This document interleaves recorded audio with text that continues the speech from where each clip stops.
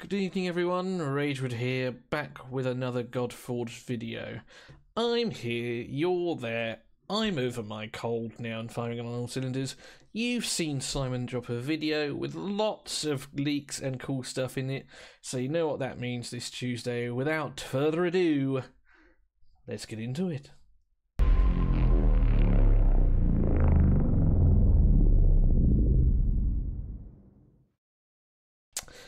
Now, as always, if you want to watch the whole video for yourselves, I'll leave a link to it in the sort of a description below for you to browse and peruse at your own leisure.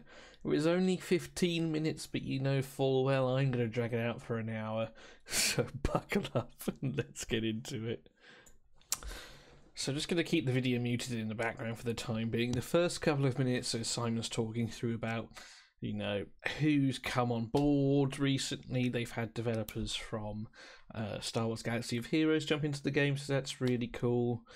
And he's also talking about the premise of this video, how they have a weekly sort of art attack meeting, that kind of thing. They go through all the things that they're working on, and that's essentially what he's going to share today. Now, partway through the video, he introduces us to a lady by the name of Serena Bell, who is this lady just here. She is recording the cinematic, or she's going to be doing the opening credit cinematic for the Godforge game. So just unmute it for a moment so you can listen to her. I shared a couple of the kind of tracks from her TikTok, which I'll share a little bit of now. Damn, she's a rock star. Like open doors, leading you down into my core, where I become so numb. Was a brief intro into Serena. Now, not only is she stunning, but she's also got the voice of a siren, and I say siren rather than angel, not because it's bad, but it is entrancing and quite frankly intoxicating. I'm not really an emotional man, but she did the Gladiator theme tune, which I think was originally done by Hans Zimmer, and it gave me chills. It was very sort of emotionally provoking. So whatever song she is recording for the game, it's going to be incredible, and I'm super looking forward to hearing it. So, just going to sort of leave it on mute and go through it. So this first hero is Sigrid, I can't remember which one it is, but it was one that was done by Nico, and Susie and Nico actually did a video earlier in the week, and he shows this cool sort of walking pose that they have. Super cool hero, I believe one of the few Germanic heroes I think they're going to be in the game, and he mentions that it's going to be a rare or an epic hero, and that is his cool sword that they're going to be looking at. Again, check out the video that Susie and Nico did. He then goes on about the Beowulf drop, which they let us as content creators leak. And he then talks about how, I'm amazing, and, he wishes I was his second son. And you can see that by the fact that he's specifically paused on my video just here.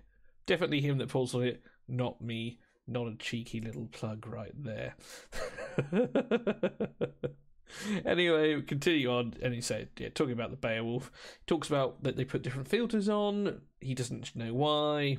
I don't know why either, but either way, kind of cool looking sort of white ghosty figure at the end there.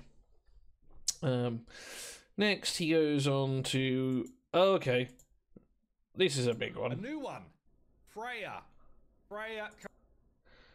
So, I'm going to pause this here for a moment, and I'm going to show everyone a quick picture that came up to us a couple of weeks ago. Now, in the not too distant past, to do with the Beowulf leak, we were given this picture with Beowulf and what is quite clearly two silhouetted characters in the background, and it was our job to guess who they were. Now, much to my disappointment and Simon's happiness, which is quite insulting, I'm 0-3. So thank you for Simon for pointing that out. Not only did I get both of these wrong, but also the 10th faction coming out. So there you go. But both of these get spoiled to us today, the silhouetted figures. Freya, which is the one that we just saw briefly, was actually dropped in one of Simon's streams, his raid streams, and the concept art was so good. It looked so wicked. I haven't got around to doing a video on it, but, you know, better late than never. So we'll take a look at this one, and then mysterious character number 2 is also revealed to us a little bit after. So Israel says this is Freya sort of coming into the mix, as he were, that she's not finished yet, but this is what she looks like now.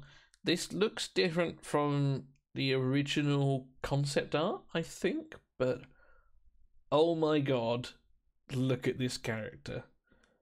You know, now in my initial Beowulf video, I was like, there's no way it would be a Valkyrie because they've already got Brynhild and I guess Nox. But yeah, just incredible looking character. The gold, personally, I think I would have preferred silver, but I know why they've done it. The one thing that I hope they do, and I know that they will do, by the way, but I cannot wait to see, like, the shimmer on the wings and the crested helm. In the concept art, they show that, and it looks so cool. I hope they can somehow bring it into here as well. Just because the shimmer from the concept art sort of reminded me of, I forget the name of what it's called, but like the Rainbow Bridge, which, you know, the Norse heroes traveled through the multiverse, whatever. You've seen it in Marvel, right? It had that kind of feel to it, and oh my god, it looked good. And so I'm begging that they bring that in here, sort of thing. But obviously going to be a legendary hero. We don't know what type she's going to be yet, but she is a fierce warrior Valkyrie, so one would assume that she is going to be a slayer. The next bit, I'll let Simon introduce himself. In my opinion. Moving on to a brand new one. Merlin. Merlin. Oh, I love this one. This is maybe my favourite one so far. Ah, so good. So we got Merlin. So that is right. So Merlin. Merlin was the other mysterious hero, right? And for me, not a clue. Was never in my mind, right? And the reason for it is something that I'll let Simon explain later. It's because they've taken their own fresh look on it. It's not sort of the old wizard sort of hulking over his cane with a pointy hat on, so to speak. If it was that, perhaps that would have been my guess, but because it wasn't, not a clue. And do you know what? I really like this. I love this sort of refreshing look. If we're just jumping into it, I'm not sure, if I'm being honest, what all like the wooded stuff here. It says here heterochromia, so we can reflect in the way that he was the son of an incubus and a human woman.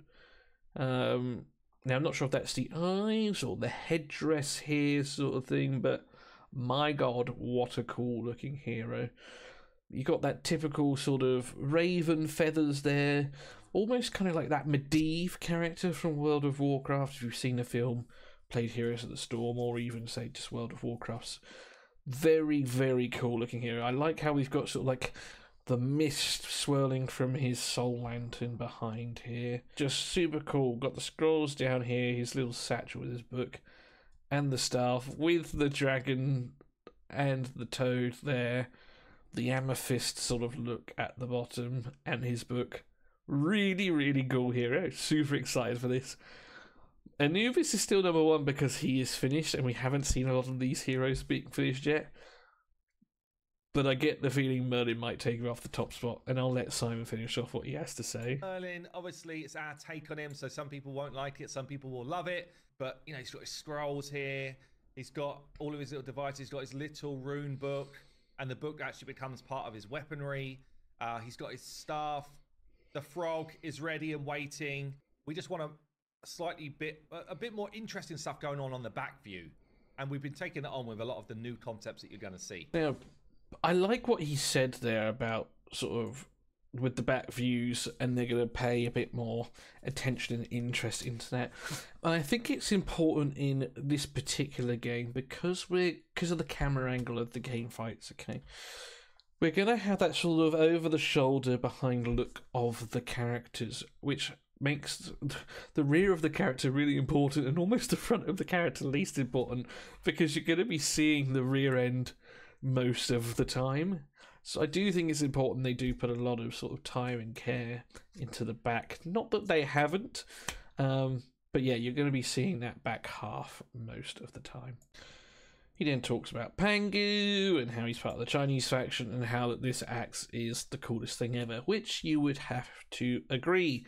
Looks really cool. And I suppose now this is a good opportunity to say that this is day one, video one, of requesting the Pingu skin for Pangu.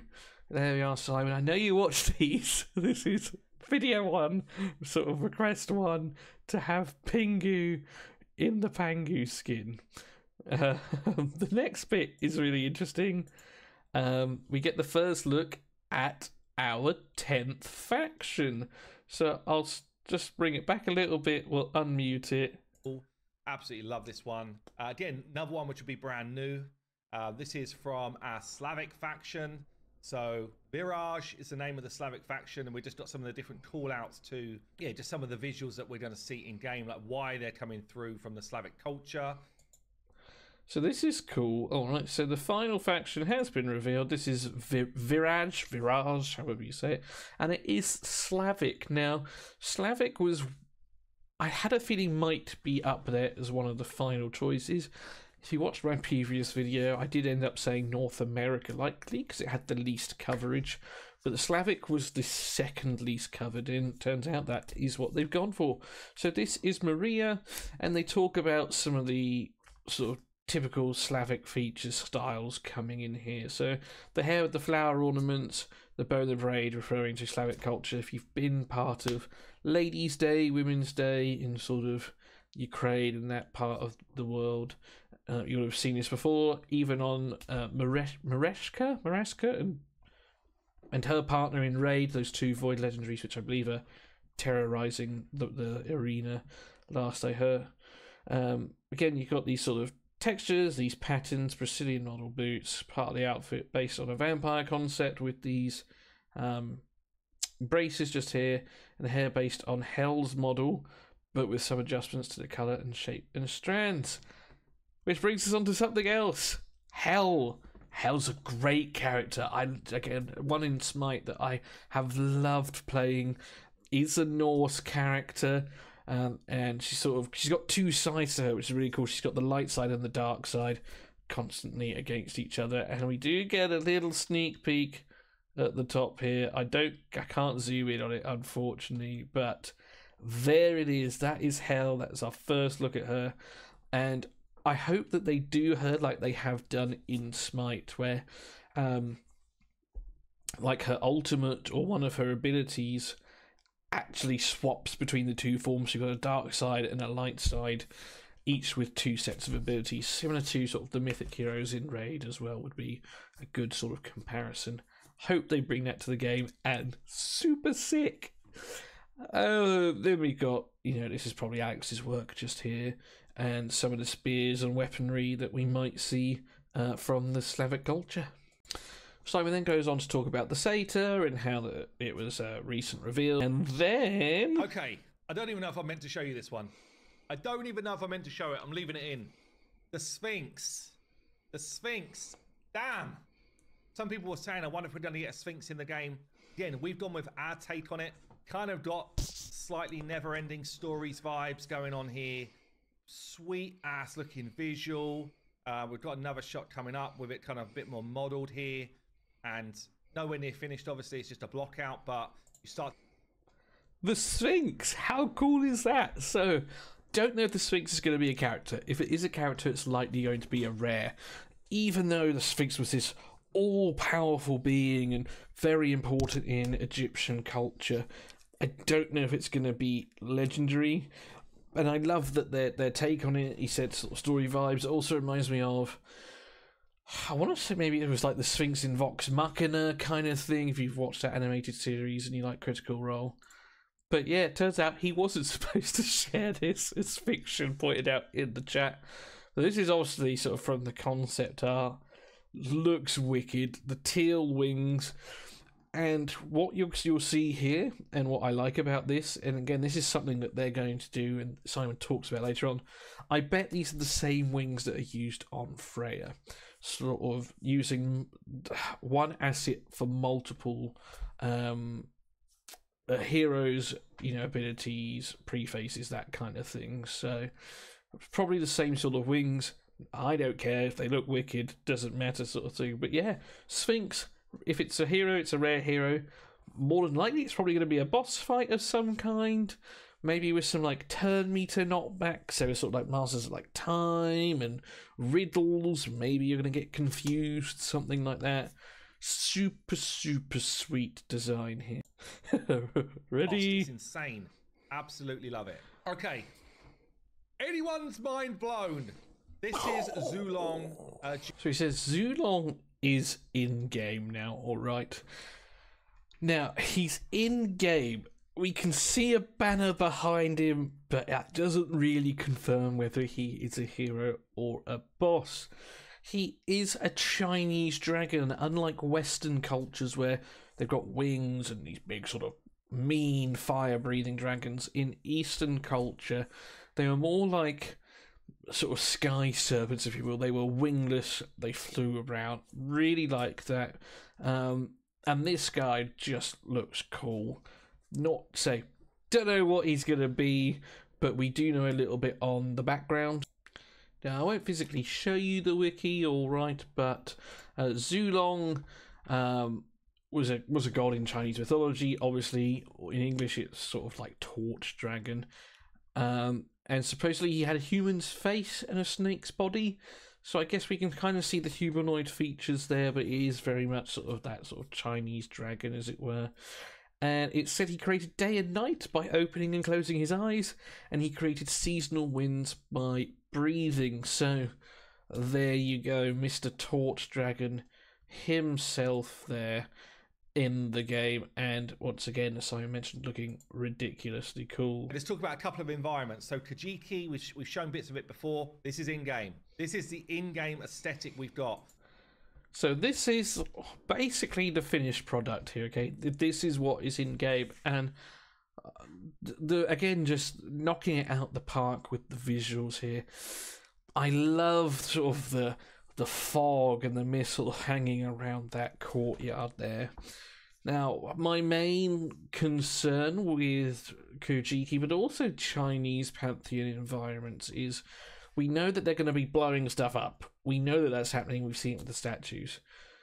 And to me, watching like these back sort of shops kind of blow up, be like, it's okay, I suppose. Now, we can see something smashed up here, but we shouldn't let that take away from actually what is incredible. This is super, super cool. You really can't fault it. And then he goes on to show you sort of two more angles.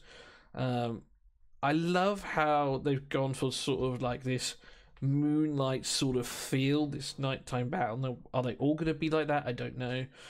But a lot of the games, the Samurai Warriors games, at least that I've played, it's always been a sort of heavy focus on moonlight and that kind of sneaking around at night. I guess that sort of ninja-y feel, if you will. But yeah, the well done to Predrag and Nikita here. Just look at this art, man. Like, I don't know what the lava and the fire is going on there. No idea.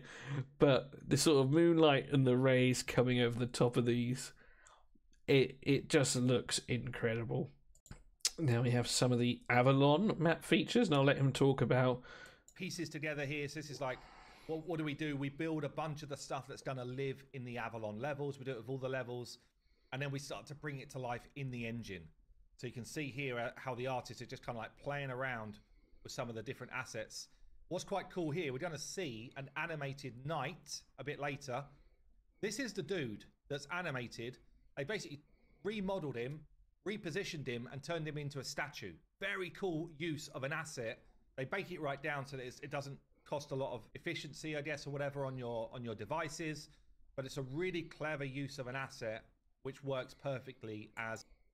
And this is what I was saying with the Sphinx and those wings, all right? You know, they are going to reuse assets and things that they've already made. So it saves time and money, but also, as I mentioned, it makes it easier on our phones. But again, Avalon, we're going to have that sort of that Celtic vibe, lots of greenery, sort of that statues, Stonehenge kind of vibe. And again, I think they've just knocked it out the park here. They really have, you know, what I would give to be on the inside with this Fateless team. Like, just watching this game grow just makes me want to sort of sell this flat and do it on my own. Obviously don't have enough money there, but I just think it's amazing, and watching their vision sort of come to life, and all these really clever people, artists like Alexander here, who's done this one. It really is incredible, and yeah, what to be a fly on the wall. Level, so based on the Gates of Babylon. This is still, it's not finished. There's still some stuff we're going to do to refine it. I'll give you the live feedback. So some of the feedback we said was, feels like we're seeing a lot of the same color on the level. We want to kind of improve that.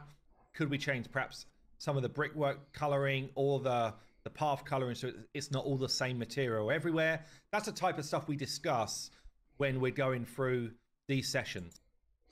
So, you know, credit to Simon there for sort of talking about what his initial thoughts were, I suppose, and sort of what they're doing. And I do agree with it to a degree. It does kind of look very sandstony, bit meh sort of thing.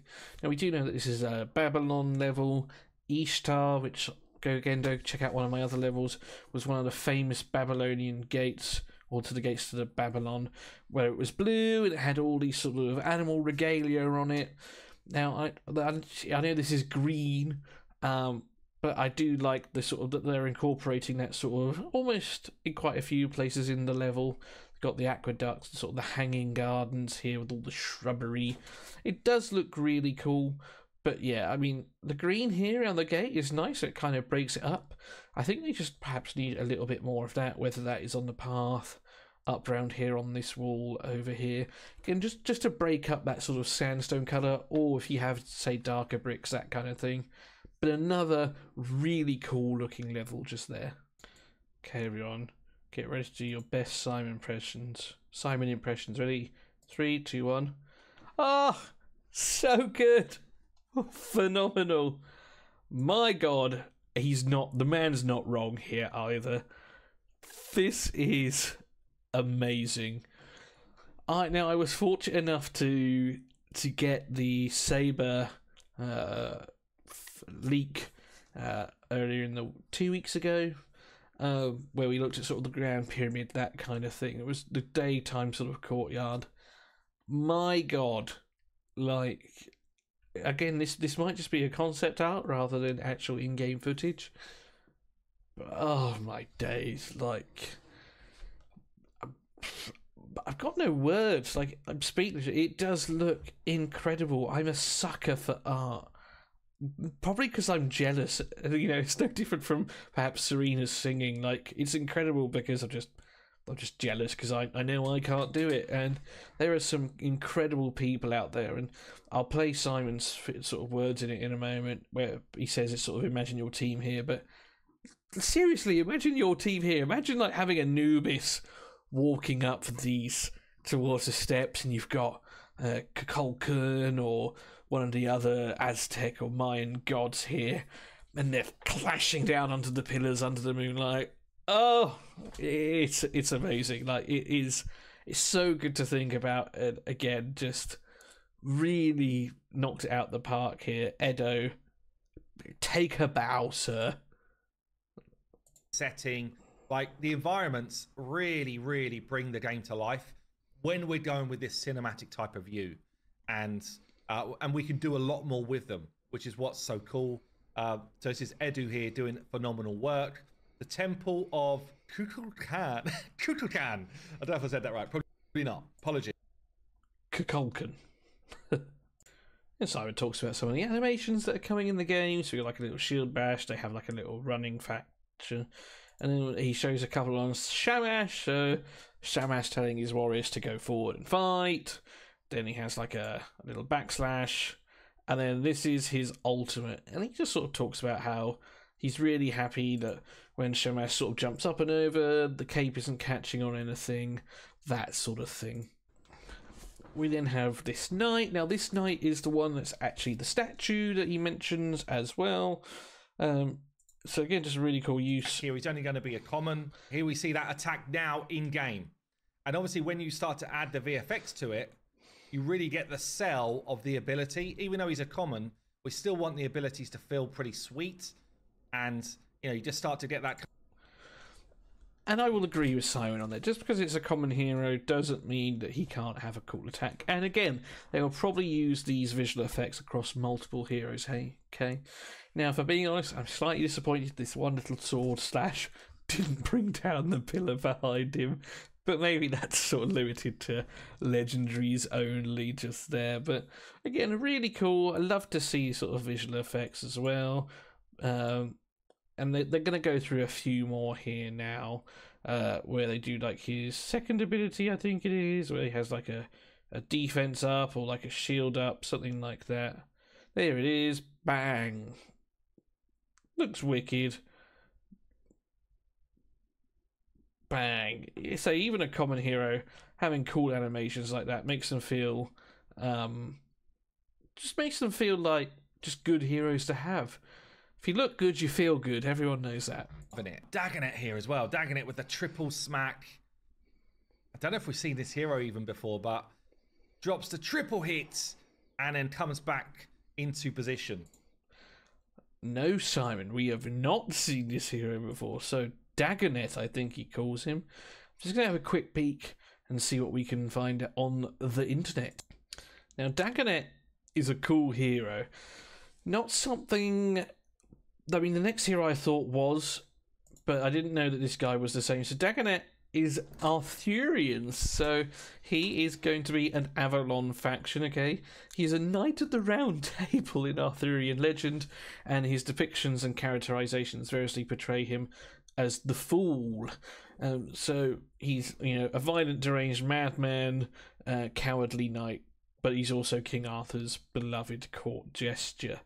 So that explains sort of like the clown look that we've got here, the triple daggers sort of thing. It talks about how Daggernet was known as the Craven of Carlion, but he finds Lancelot and helps him out, taking him to Queen Guinevere, which then helps sort of get him on his way. Lots to read in Wikipedia on this guy, but yes, he is an Arthurian character. He's a knight of the Round Table, and he is the Fool. Drops the triple hits and then comes back into position. You start to get a feel for the work that's going on with the animations and the VFX. Tristan here, very basic. Now, Tristan, I did think was a knight of the Round Table, Knight Tristan sort of thing. So, got a few Avalon characters now, and I think the giveaway for me was sort of the cross that we've got there. And down. Again, not fully animated and stuff. But yeah, Simon shows us a few different angles. Look at that for an AoE. Look at that. Look, watch this. Bang. So good.